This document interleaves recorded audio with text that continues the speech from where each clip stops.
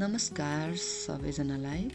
आज हामीलाई आवश्यक परिरहने प्राविधिक सिप माइक्रोसफ्ट वर्डलाई पिडिएफमा र पिडिएफलाई माइक्रोसफ्ट वर्डमा कन्भर्ट गर्ने जनरल तरिका र अनि सर्टकट तरिका लिएर यो भिडियो बनाइरहेकी छु। अब सबैभन्दा पहिले हामी एउटा माइक्रोसफ्ट वर्ड खोलौँ। इनिसियल फेजदेखि सिक्ने साथीहरूलाई सजिलो हुन्छ। मैले यसलाई एकछिनको लागि 22 नम्बर दिएँ। अब हामी यसलाई खोल्छौँ। यो अहिले ब्ल्याङ्क छ। अब हामीले केही यहाँ लेखेको र्यान्डमली प्याराग्राफ ल्याउँ। त्यसको लागि फर्मुला चाहिँ दुई तरिकाको छ। एउटा चाहिँ इक्वल्स टु र्यान्डमको सर्ट फ्रम RAND अनि ब्र्याकेट ओपन्स 5 को मैले लिन चाहेँ, त्यही भएर यो नम्बर जति पनि राख्न पाइन्छ। ब्र्याकेट क्लोज एन्ड इन्टर, यो चाहिँ उसले अटोमेटिकली दिएको भयो। अब यस्तै यो एउटा फर्मुला भयो भने अर्को पनि गर्न चाहिँ नि मिल्छ। यसको लागि चाहिँ मैले योभन्दा तल अर्को पेजमा गरौँ न त। यो पेजमा अब मैले इक्वल्स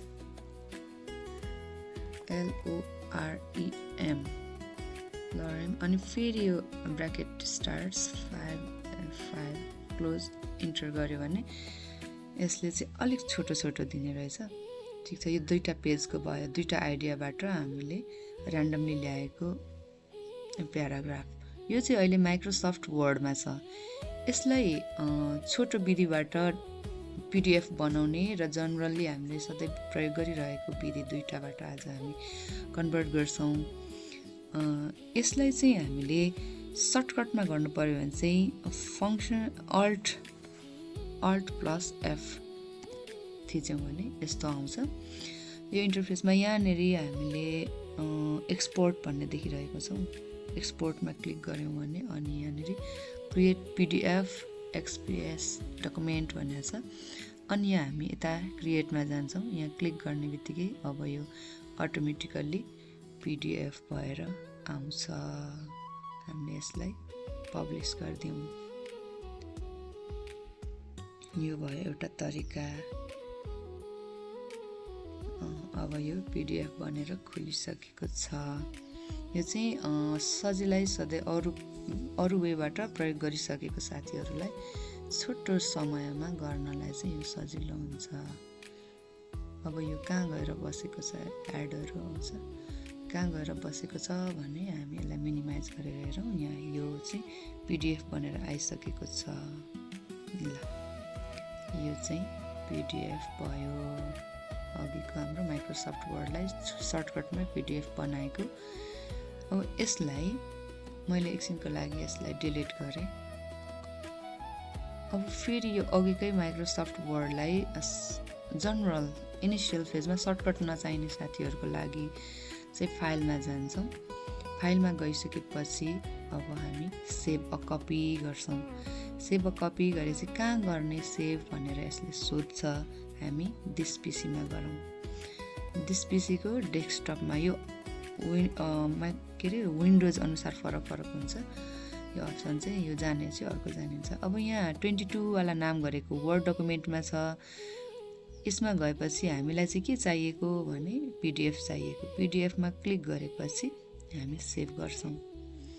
यो चाहिँ जनरल आइडिया हो। प्राय मैले सुरुमा सिक्दा चाहिँ यो सिकेको थिएँ। अनि अहिले चाहिँ अब सर्टकटबाट गर्न सजिलो लाग्छ।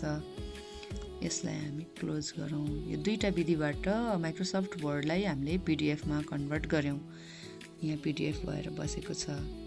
यहाँ अघि देखाउँदा यसरी पिडिएफ देखाएन जस्तो लाग्छ, तर त्यो पिडिएफ नै हो। कपी गरेर भित्र पेस्ट गरेपछि यस्तै नै देखिन्छ। अब हाम्रो अर्को काम रह्यो यो पिडिएफलाई माइक्रोसफ्ट वर्डमा लैजाने भन्ने। अब पिडिएफ खोलौँ।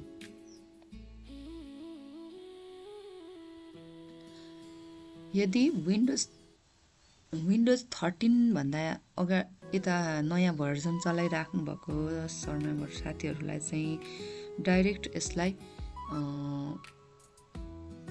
वर्डमा ओपन गर्न मिल्छ। जस्तै यसैलाई राइट क्लिक गरेर ओपन विथमा गयौँ हामी। ओपन विथमा गएपछि चुज अनदर एप।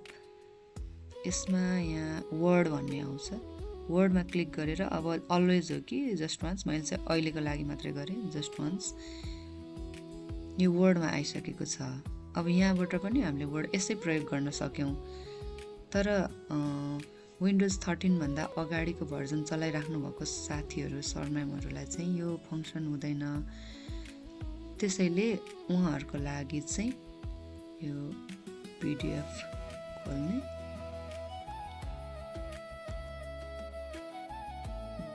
यो पिडिएफमा छ। अब यसलाई चाहिँ हामी गुगल क्रोममा जान्छौँ। यो चाहिँ जनरल विधि भयो है, सर्टकट छुटोमा नभएर विन्डोज 13 भन्दा अगाडिको भर्जन चलाइराख्नु भएको साथीहरू सरम्यामहरूको लागि चाहिँ अब यसमा हामीले पिडिएफ टु वर्ड कन्भर्टर आइसकेको छ। यस्तो गऱ्यौँ भने जुन पनि प्रयोग गर्न सकियो। अब अहिले जुन अगाडि छ त्यही प्रयोग गरिहेरौँ। Convert PDF to word online for free भनेको छ। यहाँ सेलेक्ट पिडिएफ फाइल भन्छ, त्यसमा जानु पर्यो। अब हाम्रो कहाँ छ त थाहा पाउनु पर्यो। हामीले डेस्कटपमा 22 पिडिएफ भनेर राखेको थियौँ, यहाँ छ। यसलाई हामी ल्याउँ, ओपन गरौँ। ओपन गरिसकेपछि यता राइट कर्नरतिर तल देखायो कन्भर्ट टु वर्ड भनेर, हामीलाई वर्डमा कन्भर्ट गर्नुपर्ने थियो। अनि अब कन्भर्ट गरिसकेको छ। अनि हामीलाई डाउनलोड वर्ड भनेछ, हामी डाउनलोड गर्नुपर्छ। अब यहाँ डाउनलोड भइसकेको छ, यो चाहिँ आइसक्यो। अघिको हाम्रो पिडिएफ फाइल चाहिँ अब यो वर्डमा आइसक्यो। यहाँ एडिट एन्ड इनेबल एडिटिङ, अब हामी एडिट गर्न सक्छौँ। यो वर्डमा आइसकेको छ। अब यो चाहिँ मैले यहाँ डाइरेक्ट आएँ, यो कहाँ गएर बस्छ भन्ने कुरा चाहिँ अब यसलाई क्लोज गरौँ। हामीले डाउनलोड गरेका थियौँ, त्यही भएर यो डाउनलोड्समै गएर बस्छ। दिस पिसीमा हामीले यो डाउनलोड्समा गएर हेऱ्यौँ भने 22 को वर्ड यहाँ आएर बसेको छ। अब यसलाई हामीले वर्डमा ल्याइसक्यौँ। कहिलेकाहीँ हामीलाई रेफरेन्सहरू पिडिएफमा प्राप्त हुन्छन्, अनि हामीले त्यसलाई एडिट गर्नुपर्ने अथवा वर्डमा चाहिने हुन्छ। त्यो बेलामा यसरी दुईवटा तरिकाबाट चाहिँ वर्डमा कन्भर्ट गरेर प्रयोग गर्न सक्छौँ। आजको हाम्रो सिप सेयरिङ यति नै हो। थ्याङ्क यू सो मच सबैजना साथीहरूलाई। शुभ दिन।